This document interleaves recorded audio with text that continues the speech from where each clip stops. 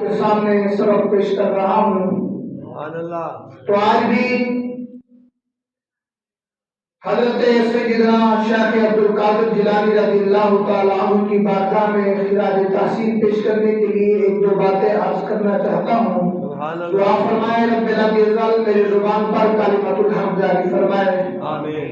سامعین محترم، جو آیت بینہ تلاوت کی ہے، اللہ جل مجدہ الکریم نے ارشاد فرمایا فاذکرونی اذکرکم، تم میرا ذکر کرو میں تمہارا ذکر کروں گا. یہاں پر ایک حدیث قدسی پیش کرتا چلوں.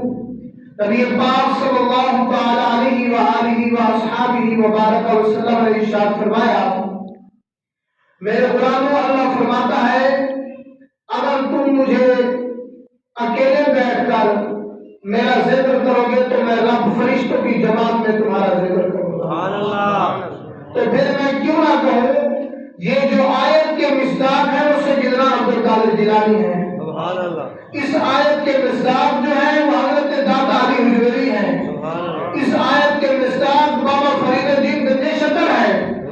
اس آیت کے مصداق خواجہ غلام فرید رحمۃ اللہ تعالی علیہ ہیں. اس آیت کے مصداق ہر وہ شخص ہے جس نے زندگی اسوہ رسول کے مطابق گزاری ہے. اس آیت کے مصداق ہر وہ بندہ ہے جس نے اپنی زندگی صرف محبت رسول میں گزاری ہے. فاذکرونی اذکرکم، تم اگر اکیلے بیٹھ کر مجھ رب کو یاد کرو گے تو میں رب فرشتوں کی جماعت میں تمہیں یاد کروں گا. یہاں بات ختم نہیں ہوئی، فرمایا اگر تم میری طرف ایک برش چلو گے تو میں رب تمہاری طرف دو برش چل کر آؤں گا. اور آگے بھی بات ہے، فرمایا اگر ایک بازو تم میری طرف بڑھو گے تو میں رب دو بازو تمہاری طرف آگے آ جاؤں گا. اس کا مطلب کیا ہے؟ رب تو بازو سے پاک ہے، رب ہاتھوں سے پاک ہے. اس کا مطلب یہ ہے تم جتنا میرے قریب آؤ گے میں اس سے زیادہ اپنی رحمت کے ساتھ تمہارے قریب آ جاؤں گا. سبحان اللہ تو کہہ دیجیے. بابا تھوڑے بیٹھے ہوئے، غلام مصطفیٰ بیٹھے ہوئے، سبحان اللہ نعرہ دے آؤ. اس کا مطلب یہ ہے تم ایک برش جو آؤ گے میری رحمت اس سے بھی زیادہ ڈبل ہو کر تمہارے قریب آئے گی. سیدنا عبدالقادر جیلانی رضی اللہ تعالیٰ عنہ کا ذکر آج گھر گھر میں، آج ہر مسجد میں اور ہر گھر میں اور ہر مہینے کی 11ویں شریف کو کیوں ہو رہا ہے؟ وہ اس لیے ہو رہا ہے فاذکرونی اذکرکم، انہوں نے تنہائی میں رب کو یاد کیا، رب آج ان کا ذکر کروا رہا ہے. اور میں نے حدیث مبارکہ گزشتہ 3 جمعوں سے پڑھتا آ رہا ہوں من کان للہ کان اللہ لہ. بھائیو، جو کائنات میں رب کا ہو جاتا ہے کائنات کو چھوڑ کر پھر رب اس کا ہو جاتا ہے. پھر انسان کو کوئی مشہوری کے لیے کچھ نہیں کرنا پڑتا، صرف اتنا کرنا پڑتا ہے کہ صرف انسان رب کا ہو جائے. جب رب کا ہو جاتا ہے تو پھر کائنات کی ہر چیز اسی کی ہو جاتی ہے. ایک بزرگ فرماتے ہیں میں اپنے گھر سے نکلا جنگل کی طرف کو لکڑیاں وغیرہ کاٹنے کے لیے. آگے سے میں نے ایک شخص کو دیکھا جو ہوا میں اڑ رہا ہے. تو جب میں نے اسے ہوا میں اڑتا ہوا دیکھا تو میں نے رک گیا. میں نے اسے مخاطب کر کے کہا اللہ کے بندے، یہ تیرا ہوا میں اڑنا کب سے شروع ہوا؟ تو اللہ کی مخلوق ہے، پرند نہیں ہے. تو انسان ہے، نہ تیرے پاس کوئی پر ہے اڑنے کے لیے. تو اس نے کہا بھائی جب سے محمد کا غلام بنا ہوں کائنات کی ہر چیز میری غلام بن گئی. تو پھر یہاں پر میں قرآن کی آیت کیوں نہ پڑھوں؟ اللہ فرماتا ہے وَلَقَدْ كَتَبْنَا فِي زَبُورٍ، دنیا والوں ہم نے جتنی بھی کتابیں ہیں ان میں لکھ دیا ہے کہ زمین پر روح حکومت پر، اس زمین کے خطے پر جو حکومت کرنے والے ہیں وہ کوئی اور نہیں، وہ صرف میرے صالحین بندے ہیں. عبادی الصالحون، بظاہر حکومت جو بھی کرتا پھرے، فرمایا بظاہر کو نہ دیکھنا، جو اصل حکومت کے وارث ہیں وہ میرے نیک بندے ہیں. تو اس نے کہا بھائی جب سے میں محمد کا غلام بنا ہوں کائنات کی ہر چیز میری غلام بن گئی ہے. اب نہ مجھے ہواؤں پر چلنے سے کوئی روک سکتا ہے اور نہ ہی پانی پر کوئی چلنے سے مجھے روک سکتا ہے. اس لیے میں نے رب کی مانی ہے، رب ہماری مان ڈالتے ہیں. تو اب آتے ہیں حضرت سیدنا شیخ عبدالقادر جیلانی رضی اللہ تعالیٰ عنہ.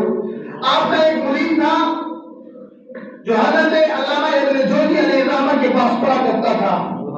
علامہ ابن جوزی بہت بڑا فقیہ اور مفتی تھا.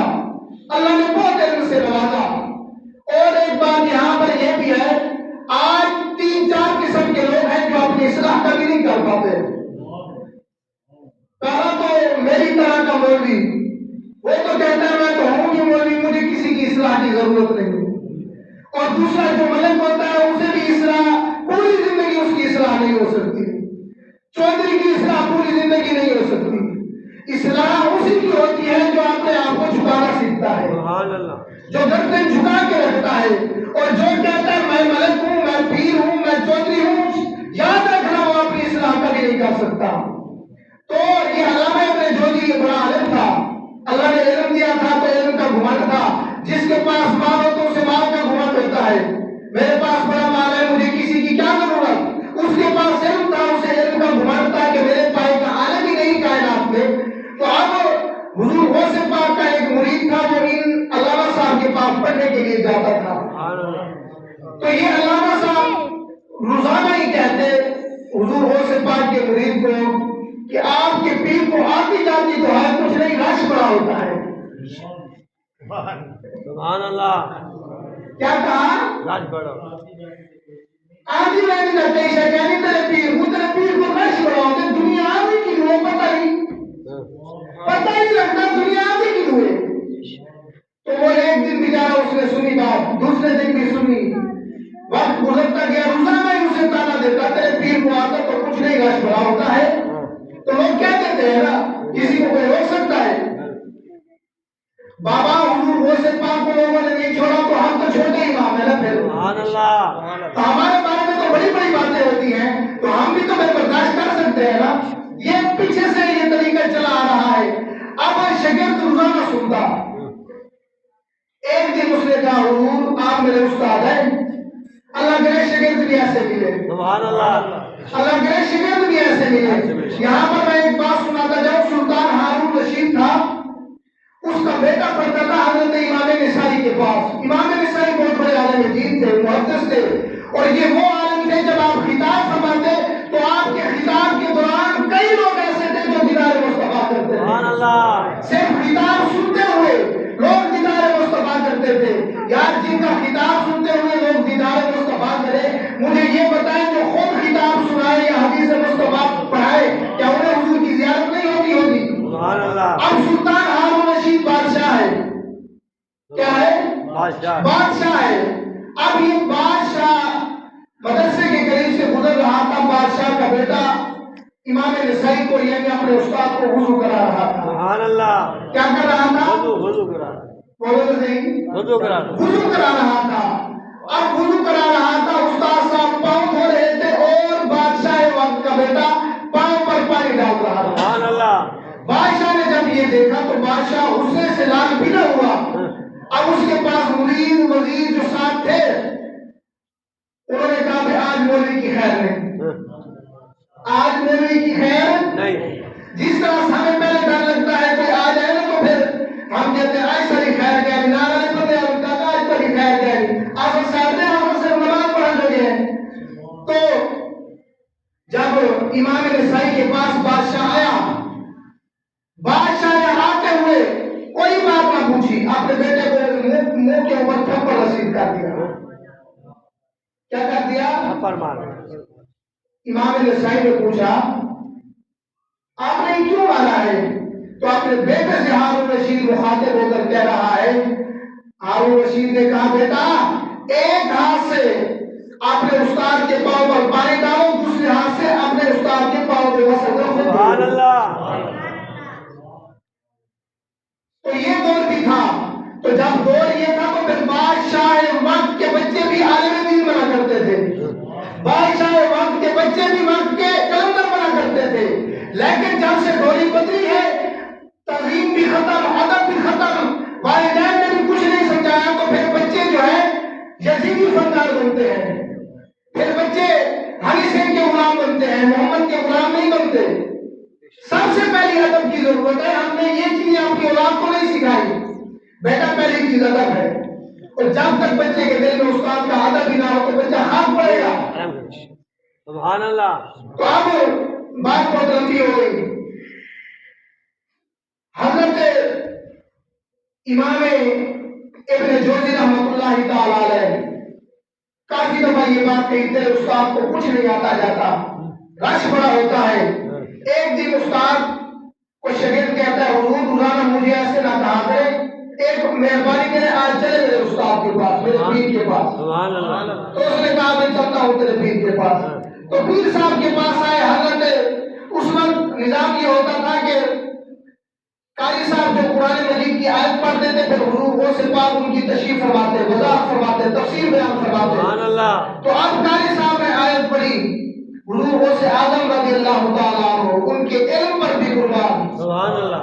آپ نے اس آیت کی ایک تفسیر فرمائی، سبحان اللہ۔ پھر آپ نے اس آیت کی دوسری تفسیر فرمائی، سبحان اللہ۔ پھر آپ نے اس آیت کی تیسری تفسیر فرمائی، سبحان اللہ۔ 4 تفسیریں بیان فرمائی۔ اب یہ شاگرد جو تھا استاد کو ساتھ لے کر دے رہا تھا، یہ چپکے سے استاد کی طرف دیکھتا ہے، استاد یہ آپ بتائیں آپ نے تو 4 تفسیریں بیان کر دی ہیں۔ تو اب یہ علامہ ابن جوزی کہتے ہیں مجھے تو 4 آتی ہے، اب حضرت غوث پاک نے 5ویں تفسیر بیان فرمائی۔ سبحان اللہ۔ شاگرد نے پھر استاد کی طرف دیکھا، استاد اوپر کپڑا ڈالے ہوئے چھپے ہوئے ہیں۔ تو اب 5ویں کے بعد حضرت غوث اعظم نے 6ٹھی تفسیر بیان فرمائی، سبحان اللہ۔ 6ٹھی کے بعد 7ویں تفسیر بیان فرمائی۔ تو شاگرد نے پھر دیکھا، استاد کہتا ہے بیٹا چپ کر سننے دے۔ سبحان اللہ۔ سبحان اللہ تو کہہ دیجیے، ہم کن بزرگوں کے ماننے والے ہیں؟ پہلے یہی استاد کہتا تھا مجھے بھی آتا ہے، مجھے بھی آتا ہے، میرے جیسا تو عالم ہی نہیں۔ اب کہتا ہے بیٹا چپ کر مجھے سننے دے۔ سبحان اللہ۔ 8 تفسیریں بیان کی، 9ویں کی، 10ویں کی، حتیٰ کہ ایک آیت کی حضرت غوث پاک نے 40 تفسیریں بیان فرمائی۔ سبحان اللہ۔ کتنی تفسیریں؟ 40 تفسیریں بیان فرمانے کے بعد حضور غوث پاک فرماتے ہیں میرے مریدوں یہ 40 تفسیریں تھی، یہ تھا کال، اب ہم حال کی طرف آتے ہیں۔ سبحان اللہ۔ سبحان اللہ کہتے ہیں بات آپ نہیں سمجھے۔ سبحان اللہ۔ یہ تھا کال، یہ ظاہری علم تھا، اب آتے ہیں باطنی علم کی طرف۔ علامہ ابن جوزی آج فرماتے ہیں میرے اچانک زبان سے نکلا اللہ اکبر، سبحان اللہ۔ سبحان اللہ۔ میری زبان سے نکلا اللہ اکبر، اللہ اکبر نکلا، میں مجھے نہیں پتا میدان کی کیفیت تاریخی میری قمیض پھٹ گئی۔ سبحان اللہ۔ اور علامہ ابن جوزی غوث پاک کی بارگاہ میں عرض کرتے ہیں حضور بس مہربانی فرمائے آج کاری کافی ہے، آج پھر بیان کر۔ سبحان اللہ۔ آج کاری کافی ہے، آج پھر بیان کر دینا۔ بابا وہ صرف صوفی نہیں تھے، وہ اللہ کے ولی بھی تھے، عالم دین بھی تھے، اللہ نے بڑا علم سے نوازا تھا۔ حضرت یحییٰ بن جبار آپ کہتے ہیں روزانہ میں غوث پاک کی بارگاہ میں آتا، تو جب میں حضور غوث پاک کی بارگاہ میں آتا تو کبھی 15 بندے، کبھی 20 بندے، کبھی 50 بندے، کبھی 100 بندے ایک ہی وقت میں توبہ کرتے اور کہتے کہ حضور ہم اپنے رب سے معافی مانگتے ہیں، بڑا گناہ کیا ہے، اللہ نے آپ کے طفیل ہمیں توبہ کی توفیق دی ہے۔ تو حضرت یحییٰ کہتے ہیں ایک دن میرے دل میں خیال آیا آج دھاگا لے کر جاؤں گا اور جتنے بھی لوگ توبہ طائب ہوں گے، جب ایک ہوگا تو پھر گانٹ لگا دوں گا، گرا لگا دوں گا، دوسرا ہوگا تو پھر گنوں گا میں کتنے بندے آج توبہ کی توفیق ملی ہے ان کو۔ تو حضرت یحییٰ کہتے ہیں جب حضرت غوث اعظم کا بیان ختم ہوا، یار وہ غوث اعظم تھے، سبحان اللہ۔ آج ہم کہتے ہیں کہ ہم تو بیان کرتے ہیں، سناتے ہیں، عمل بابا آسد والے سب ہے، یہ دوسرا مشورے والا سے نہیں کرتے نا۔